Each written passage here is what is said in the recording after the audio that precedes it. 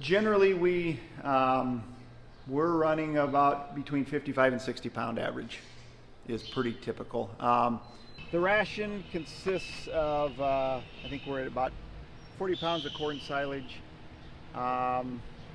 We do sorghum, forage sorghum in baleage form. As far as grain crop, row crop, we are right around 2,600 acres. We balance he rebalances the ration, and then in the spring, when the pasture's really lush and they're really cranking on it, about 60% of the ration is coming from pasture. Before, people could come, family could bring their own jug, fill it out of our tank, and then it changed to where we could have a point of sale on the farm. The ROPS down in Bloomington Normal that we're just starting up a Jersey cheese, and we just felt Illinois probably wasn't able to support two local cheese places within 45 minutes of each other. Jesse sent a message saying that he won't be making videos anymore because you haven't subscribed to the Santa Fe channel. So subscribe now, and he will continue recording on farms around the world. Well, we are now at Kilgus Farmstead Dairy here in Fairbury, Illinois. And as you can see from the background, we have Jersey cattle. And our Paul Kilgus is one of the co-owners of this dairy. It's a very unique dairy in the sense that not only do they have Jersey cows, very genetically good cows, and that they also have steers that they finish out, and they also have swine and meat goats from that aspect as well. So anyway, this is an excellent dairy farm, doing very, very well. Paul, any your comments about the farm and the family? Yeah, well, it's a family-owned farm, and it's really opened up a lot of opportunity for family to come back. And we've really focused on the niche market. We're very diversified, as Mike said. We've got a lot of different moving parts, but with the owners of my nephew Matt, my two sons Justin and Trent, and then myself as owners, we all work together, and yet we are very diversified, so we're in charge of our own area, and it really works nicely to bring an end product to the community that we're really proud of, and we stand behind it. With the store, we figured we either needed to get bigger or forget it, but we've really picked up a lot of traffic. And did he kind of share where we're at with the raw milk thing? That's just exploding by the week. The other thing is there's a lot of people that say they're lactose intolerant or declared and they're able to handle this. And I don't know, I'd want to give the Jersey milk all the credit, but I don't know if I can if that's totally accurate or not. But I do think there is benefit there. We pay a little attention to it. We do get requests for A2 cows if some possibly people are wanting. So we've done some testing, but we're not actually advertising it as A2 milk. But within the Jersey breed, obviously there is a lot more A2. So right now we're running right at 213 is what we ran through the parlor this morning. Okay. Which is considerably more than what we anticipated when we first started. I mean, obviously we started bottling with the thought that we would milk over 80 cows, and that it would allow more family to come back. But I do remember when we went and visited some other places, they told us this is the crossroads that you'd come to, that as it continues to grow, do you just tell people no, or do you continue to grow with it? And with the new challenge, and I guess you can look at it as a challenge, but having more employees, minimum wage and things like that, you just got to look at ways to generate a lot more income. So we've decided that diversification is a good thing. We have a lot of family working together, and I would say it all works really, really well. But I think part of that is because everybody, we all work together, but everybody kind of has their own area, and so you're not all on top of each other. So as far as the dairy side, it's my son Trent and I do most of the livestock part with the dairy. Trent's really focusing more on the genetics. We can talk a little bit about it, but we've started collecting bulls. I think we've got we've collected like 6 or 8 of them right now. And that seems to be selling quite a bit of semen. So that's been really, really good. And so, and then we've diversified with the steers, the hogs, the Berkshire hogs, the meat goats. So Justin, our oldest son, he's kind of taken the locker part, the meat processing, and kind of ran with that.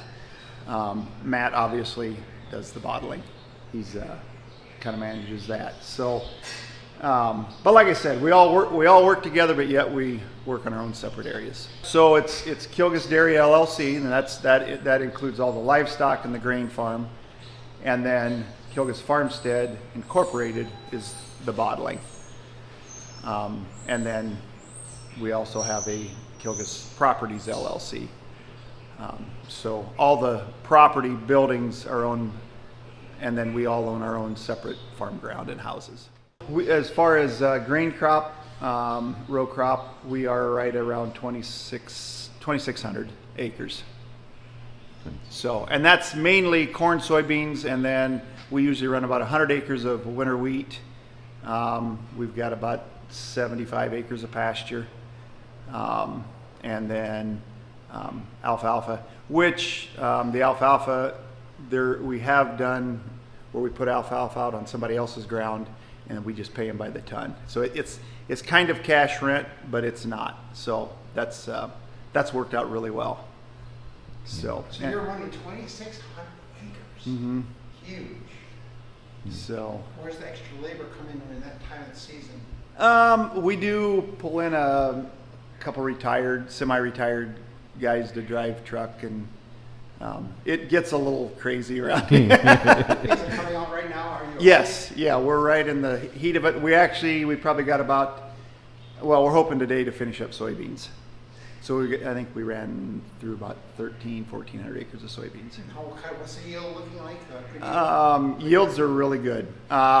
Lowest field has been 70 all the way up to 90. So it's been exceptional. We haven't done a lot of corn. We've done some high moisture, and that was running in the 280s. So it's really good. So as far as this is we have a double 10 parallel parlor. It's built just strictly for Jerseys. We're milking 2 times a day. We did, and we'll kind of look at that, but we've divided now into 3 groups of cows, because when we built the compost barn, it was built for 75 cows inside, 150 cows. So we've been really overcrowding it all summer, but we could do that with the pasture. Now that we're pulling them off pasture and less hours on pasture, we just needed another barn, and so we're right in the middle of converting it, but there's cows in there. It was steers. And then we've also, we've got a group of 16 that are just show cows. They're going to be going down to Louisville, but once they're back from Louisville, they'll go in with the fresh group. So we use mainly sex semen on the heifers, some on the cows. We do a fair amount of flushing, embryo work, and we've been doing, what's worked really well is we've done a little bit of IVF, but mainly conventional flushing with sex semen, and we've had really good luck with that.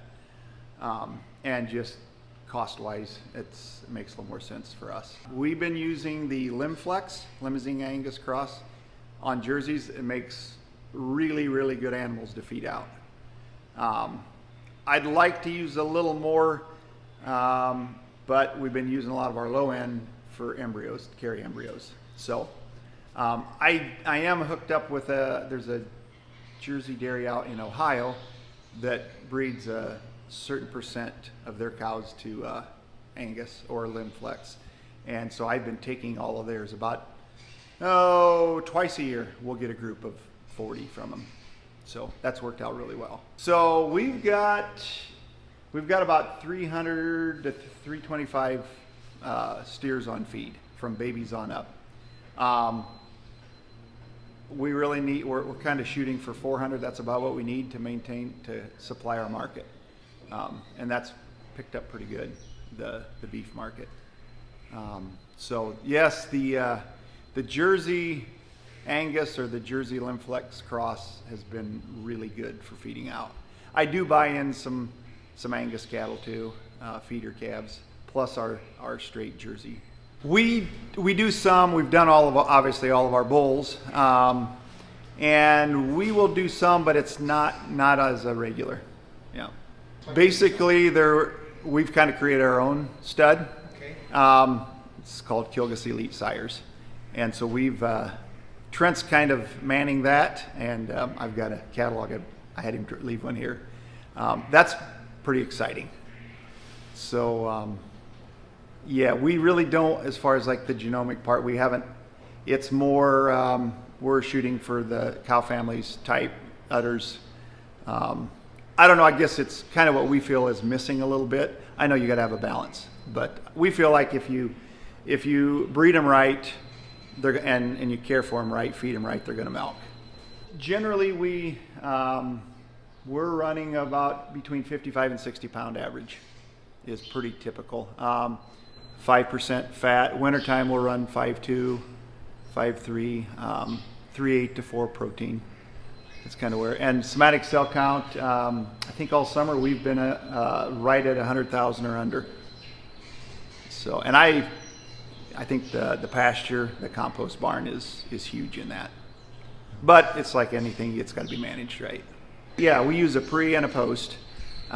It's the same thing. It's an iodine based, and we've used it for years. We've got along great. So, yeah, we pre-dip, we strip, and then we wipe off with an individual towel for each cow, and then attach. Yep, we run 2 people. Yep, we use the Tomorrow dry off tubes and the teat sealant. We've used a couple different kinds. Dry treating everything? Yes, everything. No, everything gets dry treated. Yep. And we shoot for a 60-day dry period. So this is our pre-fresh close-up pen. We'll bring them in 2.5 to 3 weeks before calving, and pretty basic. Grass hay, and then TMR that's balanced for close-up. We keep it pretty simple, and it's not that we don't ever have milk fever, but it works really well. We haven't had much. When we first got into the jerseys, it was a struggle, but we were on a learning curve. So we use a dry cow pellet that Graymont makes for us, and we use Rally, the Rally pellet, and and then some microbes and stuff like that, but pretty basic corn silage and that, and then grass hay. And then so then this is actually, dry cows go here in the winter, but right now this is our show cow pen. These are cows that are probably going to go to Louisville, or they're there, and then we'll make the final cut in a few weeks. And they get some TMR, but we keep them on baleage, long grass hay, and grain and beet pulp with a little TMR, and then we'll transition them off of TMR just for show time, and then they'll go back. Now, so that's a new barn there, isn't it? This one right here? Yeah. Actually, this was our old freestall barn. It's about the only original one left here. The big old barn used to sit here. And so that'll serve the purpose for a while. We're kind of seeing how this is all going to work. But so this cow here, she is 95 points. She is actually the bull mother of a lot of the bulls. Okay. And she's gonna finish with her 305 close to 29,000, I think. So we're a good one. pretty excited with her. We sell a few embryos. Mainly we've been putting in our own cows. Okay. And so we've had 2 of them, but every other year in March we try to have a tag sale. So we're gearing up for another one this spring. What is a tag sale? So basically, it's not a live auction. We'll go through and select genetics, and mainly from our cows, we'll pull a few in from other breeders. And so basically, it's all online. So we'll tie them up, we'll get them ready, and it'll be video and all online, and that's worked out really, really well. So that has been a real positive addition to part of our. Nice. Who Trent oversees that? Trent, yeah. So yeah, Trent and I work with the dairy, but Trent, he kind of mans it, and we work together on it. So I'm trying to transition it to the younger ones. So this is the new group we just created. This actually we built it as a heifer barn in '01. Then we put steers in it, and now we are going to make it a compost barn. For now, we're going to see how it works. They've just been in here about 3 or 4 days, so we're kind of in the middle of transition. We're going to obviously change the neck rail along the front. This was more for the steers. So what we're doing here is the fresh cows are coming in here, and so we're hoping fresh cows and 2-year-olds. We're hoping that it will be a positive step to having a third group. Yep. Not only just for room, but just for getting them taken off. The second group will be they'll go here from the fresh group into there at breeding time, and then once they're confirmed pregnant, they'll go into the third group. The ration consists of I think we're at about 40 pounds of corn silage. We do sorghum, forage sorghum in baleage form. About 18 pounds of that. About 15 pounds of alfalfa baleage, high moisture corn, and then a protein mix. So right now we're about 42 pounds of dry matter is what we're getting in them. Okay. And we have to keep it pretty basic. So our protein base is linseed meal, and you probably remember from our early days. We don't have any soy in the ration because being non-homogenized and a single source milk, it would give it an off flavor. So it would give it people would think it was bad. And a place up in Iowa we talked to, that's kind of where we got the idea of going non-homogenized, and they just said soy won't work because and especially when you're non-homogenizing, because that homogenization is what masks your or the difference. That's why you can pull your milk together. So so we keep it pretty basic, the linseed meal, but that also lends itself really well with the pasture and the omega-3s, and so it's high, and linseed is high in that, so it's a good marketing point too, and it's worked out. We get along well with that. So yeah, this, like I said, this barn is kind of in transition. It's kind of experimental. If it works good in here, we will probably pour concrete walls, and make it a full-blown compost barn where we till it and everything. But that is the idea. So yeah, we're in the conversion process and a little bit experimental. But so far, it's worked out really, really good. Yeah. I think we're on our 3rd year in this. Have you ever been in here, Mike? We built this, and it has worked out really well.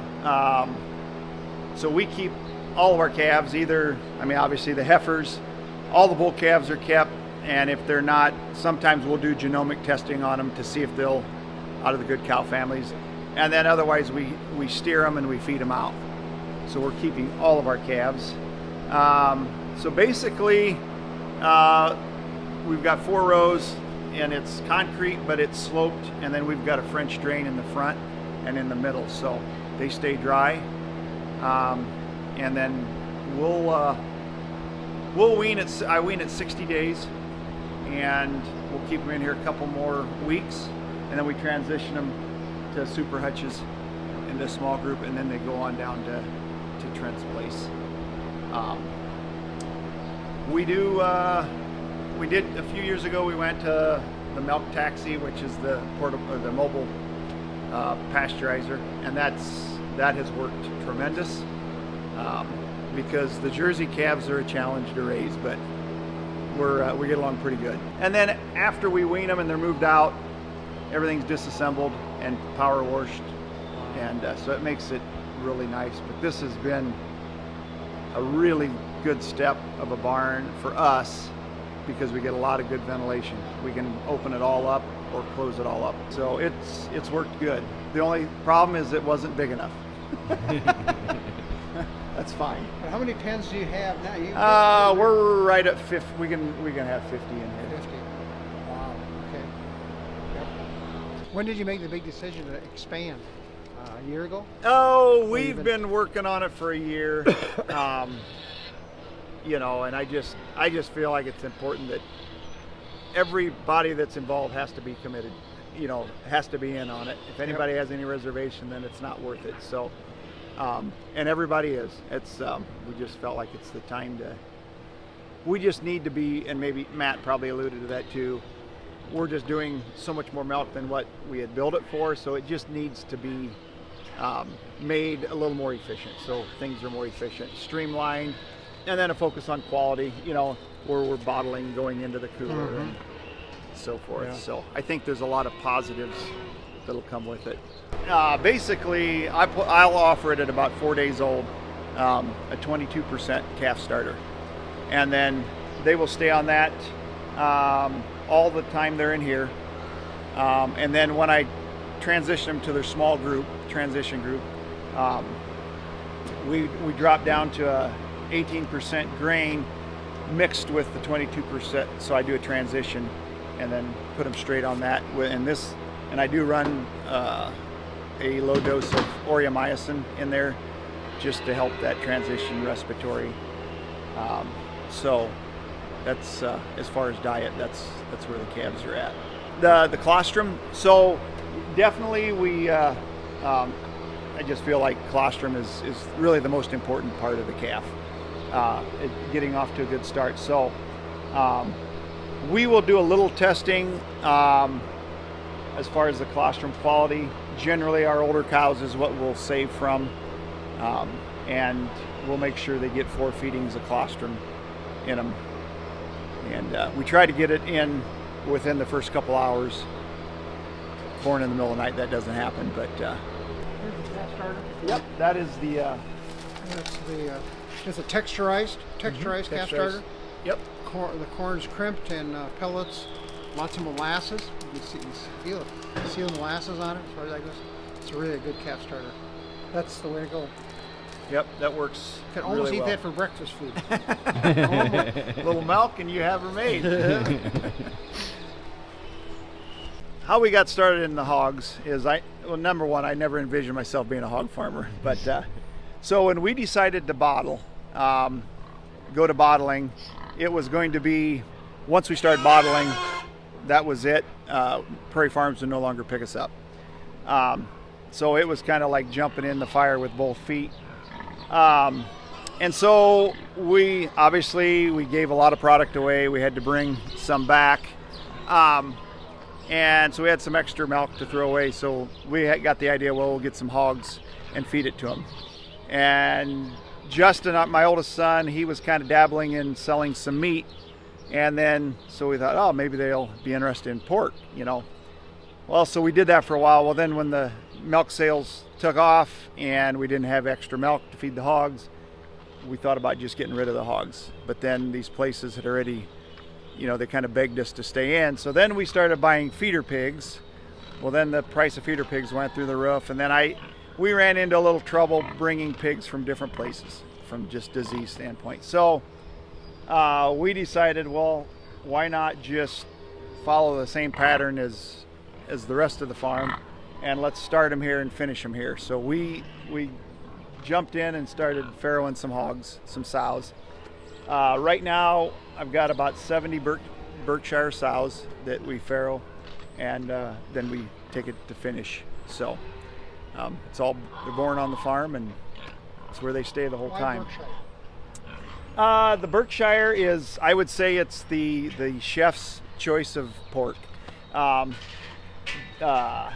because they're much heavier marbled, and it's a little more of a red, I would say the red hue to the meat, and so it brings a lot of flavor, and there is a big difference. Probably, if you want to say a negative to the Berkshire, is their litter size is not as big, but we have averaged 8 to 9 pigs a litter, so I'm super happy with that. We really haven't had any mothering ability problems. I do source my gilts from a place in Iowa, and they've done a really good job on the maternal side. So, and then I try to find boars that come from a place where it's more focused on your meat quality, and it's really made a really nice cross.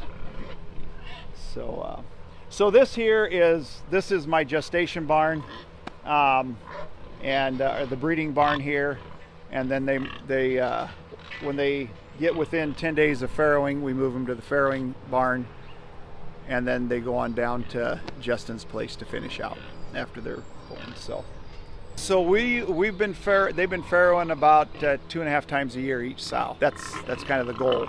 Yeah, and we try to farrow continuously. It's some more or less, but so we right now we are harvesting 25 to 30 hogs a week.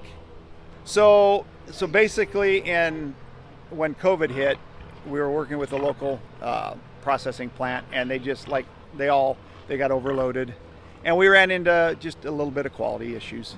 And so a local guy that owned a processing plant over in Forest, he says, "Hey, why don't you let me kill them? You can rent my old processing room and do it yourself." And so Justin, our oldest son, he decided, yeah, let's do that. And that was the best move we made, because we have control over the product from the start to the finish.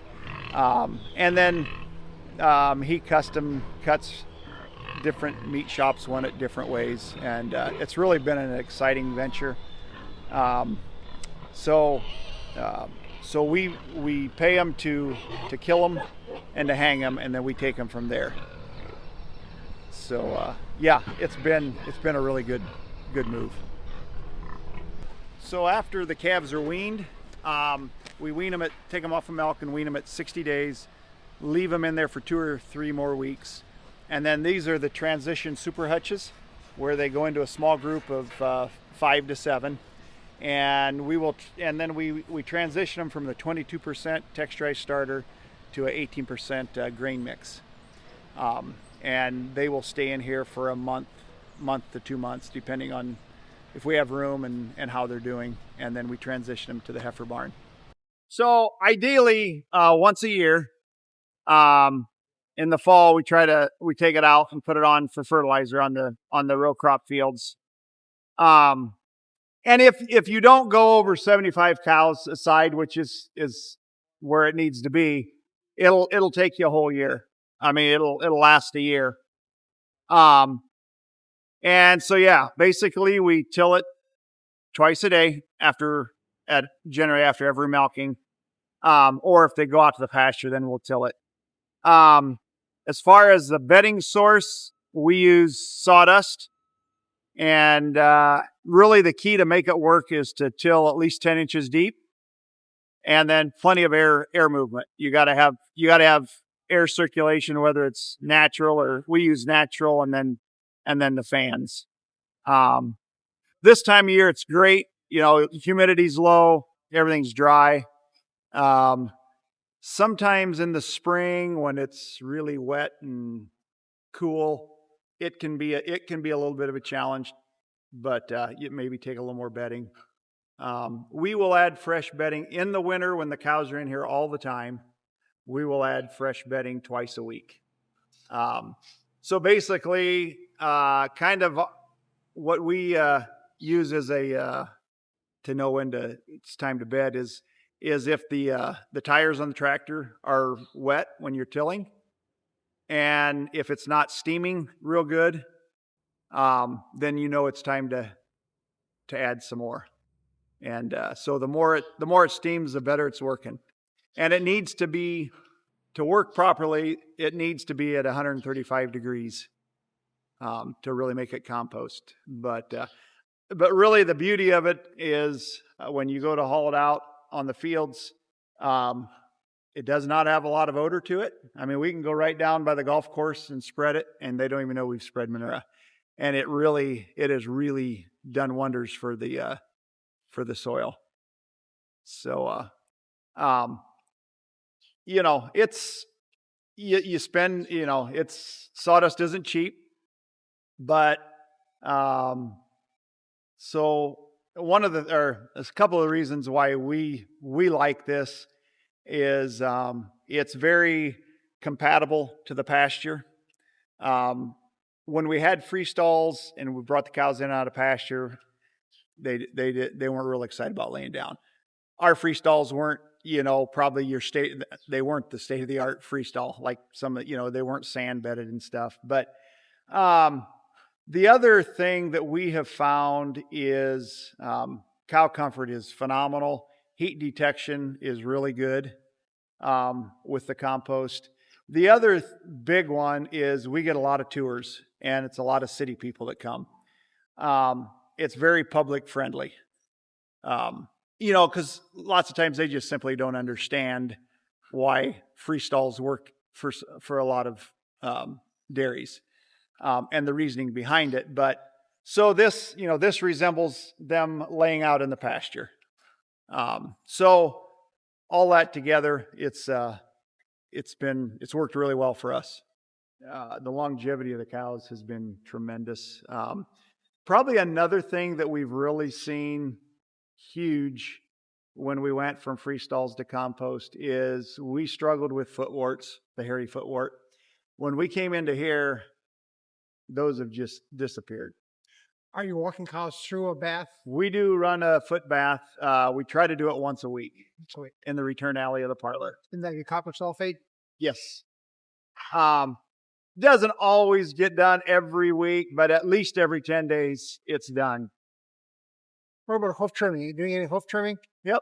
You yourself, or do you bring somebody in? No. Paul Grable from up north does it, and we're on a program with him.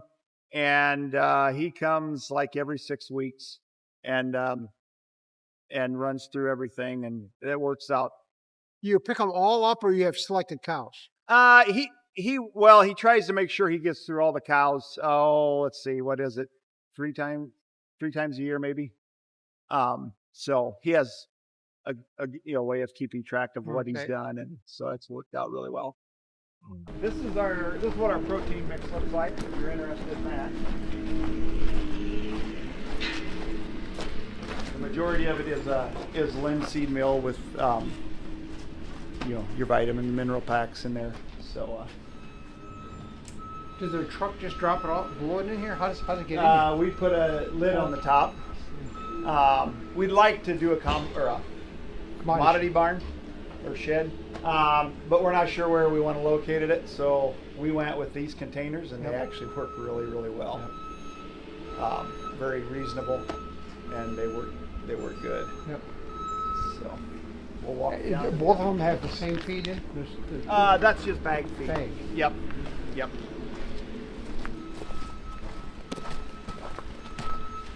Wasn't there an issue with the soybean not foaming either?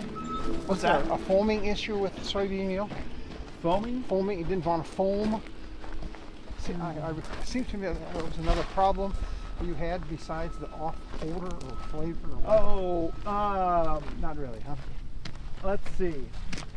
I don't remember that was a foaming issue. Okay. I do know we work with a lot of coffee shops, and that foaming is a big deal. Oh yeah. And I think that's where the Jersey milk really shines. I don't understand the whole foaming thing, but it's really, really important to them. And so that's a good thing. So this pile here is corn silage. This is high moisture corn. And then we do an earlage. Generally the earlage is in the cow ration. We did run out, so we're waiting. I think we can start feeding it now this week, but we're wanting to give it a little time. Yep. So we like to have enough, but with the increase in cows and steers, we ran just a little bit short.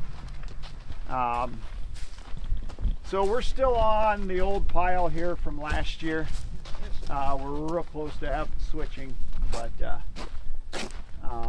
got a lot of silage here yet from last year.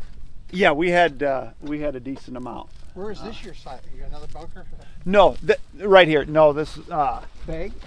This year starts right there. Oh. Yeah, so we had this much from that row of bags to there was Okay. what was left, and then we just we covered it and we started packing on that. So that's all this year's. Okay. We did 1,700 ton, I think. Is that going to be what we enough? did. It should be. Yeah. So that's How much pasture do you think? How much dry matter? What's the pasture contributing? So normal, typically. So we don't change our rash as far as how it's balanced for the pasture. We used to, and it just seemed like we were like this all the time. So what we do is we balance he balances the ration, and then in the spring when the pasture's really lush and they're really cranking on it, about 60% of the ration is coming from pasture, and then it drops down depending on how the summer is. Generally hangs 40 to 50%. Now when it gets real dry, it'll drop a little bit more. But now if we get some rain here this fall, it'll pick back up and we can hit that 60%. So we just kind of adjust how much we feed, but we don't actually go in and change. So it's the amount of PMR that's good you put in front of the cow. Right. Yes. Yep. And who makes that call? You go to a certain weighback level, or? Yeah, basically whatever we. We used to just feed our way back to the steers. They're not here right anymore, but so hopefully we're going to have a pen of close-up heifers, and then we'll probably use that for them. Okay. So yeah, we kind of just gauge it off of Someone has to read the bunk. Right, You read the right, bunk. yes, So if yeah. the bunks are So low. Trent basically does most of the mixing, or pretty much all the mixing, and so he'll do that. But he or I will make that call. And so yeah, this is our baleage. The grass hay, we mix it in for the dry cows. But so as far as we do use a low lignin alfalfa, Yeah. and we cut every 28 days, 25 to 28 days. So we actually just cut our 6th cutting the other day. So we're actually going to bale it today. We're actually going to dry bale that. So do you put that in a double screw mixer to grind her up a little bit? Yeah, but they do run knives in it, so as you can see, it cuts it. That really makes it nice. Yeah. Is it your baler? No, we Custom? we just have them bale it. Yeah, obviously we probably would have built the compost barn a little bit bigger, but our idea was, well, we'll never go over 150 cows. Let's see what we would do different.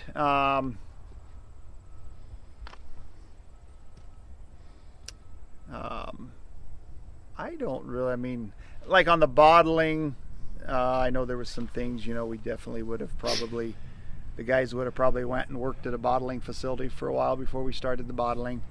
But as far as the cows, really it was just be more, maybe went bigger with the compost barn. You're at 213 milking today. Will that go to 300, 350? I want to say no, but we're probably a little limited, you know, because I still want to continue to do the grazing. We might be we're probably a little limited because we're a little bit landlocked, and just because of, you know, sitting right next to the town, and with roads on each side, as far as the grazing, we're maxed out on what we can graze. So the grazing is all here on this yes. side of the road. So it's, yeah, it goes down around the pond, goes down along the timber line. Is that your timber? Part of it is, yep. But no, as far as what I would do different, yeah, I don't really. How long does it take to milk the cows? Double 10? We generally figure we can do 100 in an hour, 2 people. So, yep. Obviously now with more groups, you know, it takes one person to get them. Yep. But yeah, no, as far as looking ahead, yeah, hopefully the next generation will want to come along, and you know, and we've talked about that. We're diversified enough that if the grandkids down the road want to take, you know, like say Justin's kids say, oh, I want to just focus on the meat part, I think it's doable, and yet everybody relies on each other. It takes everybody to make the whole thing work. But I do think that's the beauty of the diversification, is everybody can be somewhat independent in their own area, but yet you all work together. Yeah. We run 2 planters, and so we usually start planting corn and beans at the same time. So the only custom work is coming is in just corn side, the forages. Forages. Yep. Forages. Yep. The baling and the chopper. I don't know. We may end up getting our own baler. The chopper, I just figure for the investment in that and 1,800 ton of silage, it's pretty nice. And the thing is till we all run the semis and the pack tractors, you know, we'd have to go hire somebody to run the chopper anyway. So yeah, and he does a really good job. We so here at Kilgus Farmstead, we started our on-farm processing in June of 2009. We're kind of looking for ways. We had more family interested in coming back to the farm, and we were just trying to look at ways to diversify.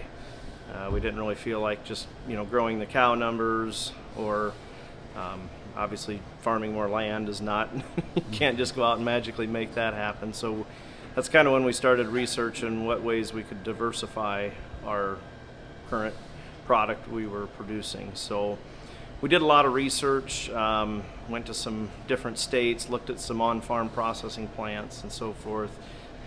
We had first thought about the cheese side of it, and then we decided the ROPS down in Bloomington Normal that we're just starting up a Jersey cheese, and we just felt Illinois probably wasn't able to support 2 local cheese places within 45 minutes of each other.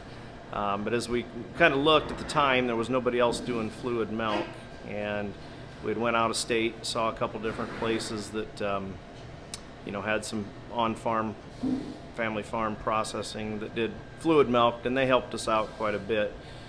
And so we kind of dove into that in 2008. We kind of made the commitment to move ahead, and it was about a year process that we got going, and then in June of 2009 we started. We had to, one of our hurdles in all this was, once we started our on-farm processing, our co-op would no longer take our milk, so that was kind of the biggest hurdle in the whole decision. We just had to know that we had to sell the milk in our jugs once we started on-farm processing. So We did, at the time we were milking about 90 cows. We did cut the herd back to probably about 60 cows, and we started with about 30 outlets, and that was used about half of the milk we were producing, so we did have to dump milk. We had a local calf feeder that took some, and then we kind of got into the swine business alongside of that, and that's when the swine industry was down and younger hogs were not worth much, and so we had bought in some of those, and we did some milk-fed pork to kind of use up the excess until we started establishing markets, got our name and brand out there, and so slowly but surely we went from, in 09, that, marketing 1,500, 2,000 gallon of milk and 20 to 30 outlets, and slowly over the years have grown it to currently here in 2024. We're probably doing around, I would say, 8,000 gallon a week. We do have a little bit that goes out and supplies some bulk to some other farmsteads, but mainly it's going out in our jugs, and then we probably have around 200 plus outlets. And outlets consist anywhere from restaurants to grocery, retail, but probably our biggest market, and one we didn't know existed back when we started, was the coffee shop market. And I would say we're probably close to 70% of our milk going to the coffee shop market currently. And pretty much all of our milk is within the state of Illinois. There's a little bit that maybe goes into Wisconsin or a little bit into Indiana, but mainly Illinois, about 40% into the Chicago area. We have a distributor up there that distributes our milk, comes twice a week, picks up a load of milk, and they do the distribution mainly for us up there. And then we run some downstate routes ourselves, as well as have a couple distributors that distribute our product down here also. I guess our family structure is my Uncle Paul and his two boys, Justin and Trent, and then there's myself that are involved. And myself and my cousin Justin operate the milk processing side of it, and then we kind of evolved with a meat business, keeping our steers back, and then with we started with the milk-fed pork, but when we ran out of milk, there was still a demand for the pork, butcher shops and restaurants, and so we've got that, as well as a goat operation that Paul's boys, Justin and Trent, had started back as a 4-H project, which kind of grew into marketing the meat goat side of it. So my cousin Justin kind of handles the meat side of it, and then I kind of manage the milk bottling and the outlets and the balance and that type of thing. And then my Uncle Paul with his other son Trent kind of manage the dairy herd and the breeding stock side of it. Mainly just keeping up with the outlets we have. We do, as I'd mentioned, we do have a couple bulk places. We have a guy that's making Kurdish yogurt up in Chicago that he's kind of fell in love with the milk here, and we're trying to supply him. So he'll take pretty much any excess we have, which is a big step for us, because we've never had a balancer. We've always had to get to the holiday season or something, we've had to dump. All of a sudden you hit the skids for a couple weeks till everybody gets back in their routines, where this is kind of a game changer for our balancing, just because we're not supplying all of him, but it'll take everything extra that we have. So but in turn he'd like us to get just a little more to guarantee him at least X amount a week, and then we can go above that if we have it. What do you see as the biggest challenge that you have here in the manufacturing end of the Just as far as like with the processing or the marketing or anything. Once the milk comes from the cow, it's your job Yeah. to find a home for that. Yeah. So do you see any big challenges that you have now? You know, it's you can never get comfortable. About the time you think, you know, it's matching, you know, again, you know, that supply and demand. But I will say, probably the restaurant industry this last winter struggled more than we have ever seen it in the 15 years. You know, I assume just with the high food costs and labor costs and what they're having to charge for a plate, and I think people are getting to a point that, well, we might just have to cut back on our, you know, eating out. But in turn, the coffee shops and the milk side of it, I mean, that hurt the meat side a little bit of it, but the milk side of it has probably been the strongest winter and spring/summer now that we've ever had with it. So I think it's just, you know, yes, we have a balancer, but it's still just trying to, about the time we're about right, they've got 10 cows that need dried up, or we're about right and we've got, you know, 10 cows calving in. So it's just, it's opened our eyes to what a big processor, just at a different scale, you know, and I know it comes holiday season, they do the same thing we do, you know, you just have to, you know, balance it. It may mean, unfortunately, we've always had the cream market, so we could, you know, we could always dump the skim if we had to and save the cream, because we've got a good market for cream, so that's helped us also. But largely, a lot of small plants do dump a lot of skim to make things work out, but we fortunately don't have that. So that skim problem milk, much. going to the swine, pigs at that point? You know, we did for a while, but then we realized they didn't do too much on skim milk. So we kind of realized we were wasting our time on that. So when we say dump the skim, it's really just going back out on the fields, you know. So, yeah, we realized if it's not the full real deal for the hogs, it's not it's not worth the time and feeding. Somebody like Zaire, who does the, you know, raises calves, would they take the skim milk? Kind of the same thing. They need everybody fat wants too. the fat. Yeah. And you know, those first years were the real struggles with that, and a lot of excess, a lot of, you know, those types and during certain times. But you know, I think each year we improve on that hurdle, but it's taken 15 years to to try to, you know, get better at that. I'm not sure we caught it on the here, but the raw milk, there is an interest in raw milk, is that correct? Any comments about the raw milk? Yeah, so probably might have been about, I don't know, right after COVID or about that time, whenever Illinois kind of changed some laws there. Before people could come, you know, family could bring their own jug, fill it out of our tank, and then it changed to where we could have a point of sale on the farm. We could fill the jugs here, and so we did go ahead and put a raw milk cooler in our store.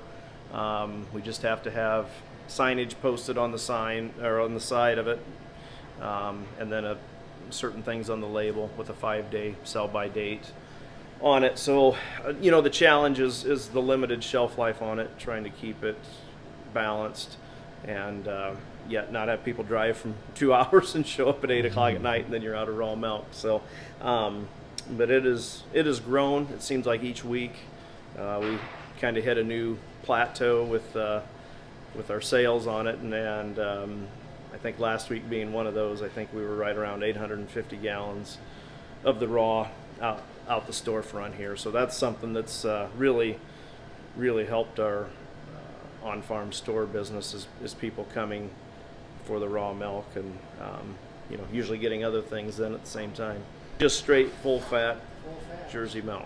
So you charge extra for that, I assume? Yes. Of the extra Yes. fat, the value of the Yes. extra fat.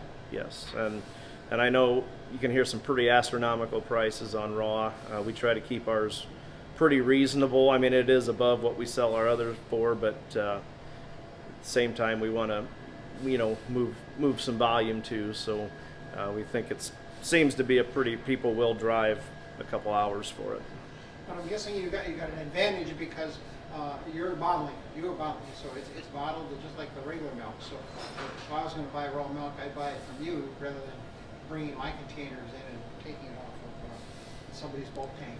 Yeah, and with, you know, now in Illinois you do need a raw milk permit and things like that, and I guess that is an advantage for us. We just, you know, we're set up, we're doing our antibiotic testing, we're doing you know, sending samples off for numbers once a month.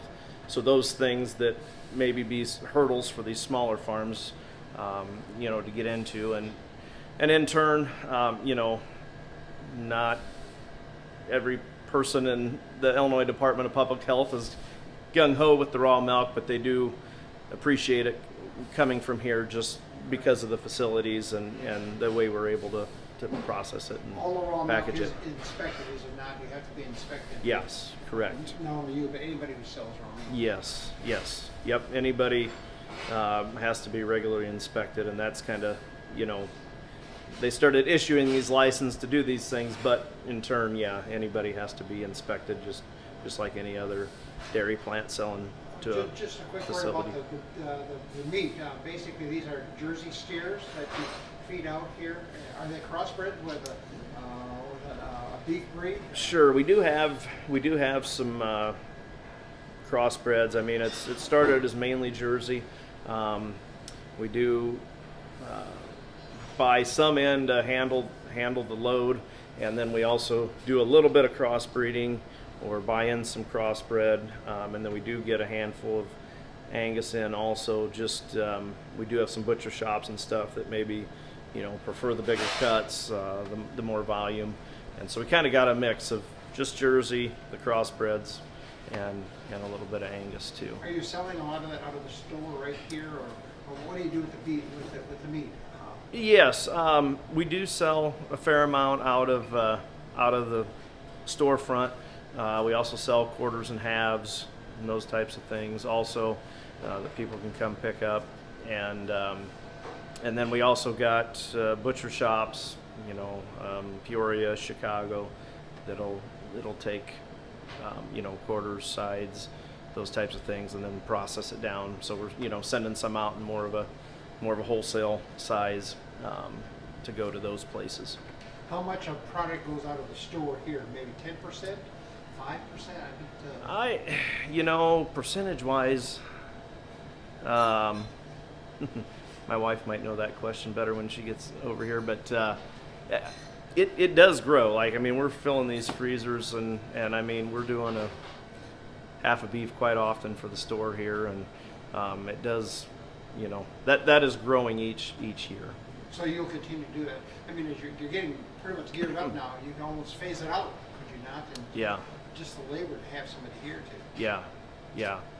No, and that's kind of something too that changed with the COVID side of it. We were getting it all processed at the Shinoa locker, and then just things became so crowded, and you know, these places were over full, and then quality became an issue, and so we actually are renting space over at the Forest locker over there, where we have they do the kill and chill for us, but then we have a crew that we do all our own cutting and those types of things over there too. So that's kind of, Justin kind of manages that side of it, and Wednesdays are our big day over there, where they're, you know, cutting, processing things. We're cutting things down to go on the Chicago truck that goes Thursday, and you know, some days we have people over there, you know, 3 days a week.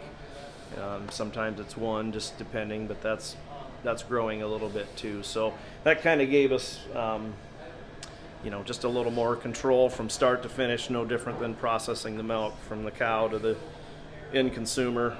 Now we kind of have control of, you know, that processing side of it too, and can do a little more critiquing and stuff to the way we want, you know, a chef or somebody, butcher shops wanting something. We have a little more control of that.